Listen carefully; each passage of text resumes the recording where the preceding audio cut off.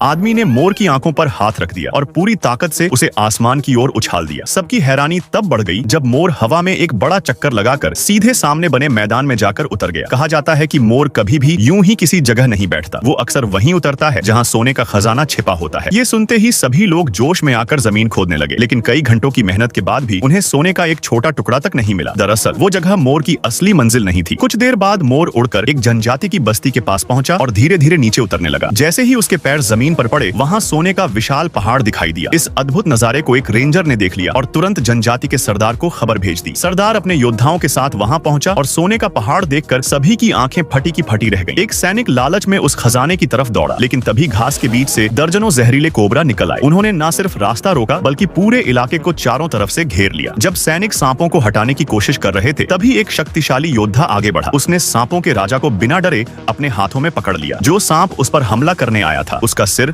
उसने पल भर में अलग कर दिया और उसके शरीर को दूर फेंक दिया। इसके बाद उसने चारों ओर सल्फर पाउडर बिखेर दिया, जिससे सांपों का झुंड पीछे हटने लगा। वो जानता था कि इस खजाने की रक्षा सांपों की रहस्यमयी जाति कर रही है। अगर उसे यह सोना हासिल करना था तो उसे उनकी रानी मेडुसा का सामना करना ही पड़ता। उसने अपने पूरे शरीर पर सल्फर पाउडर मल लिया। अब एक खतरनाक और निर्णायक युद्ध शुरू होने वाला था।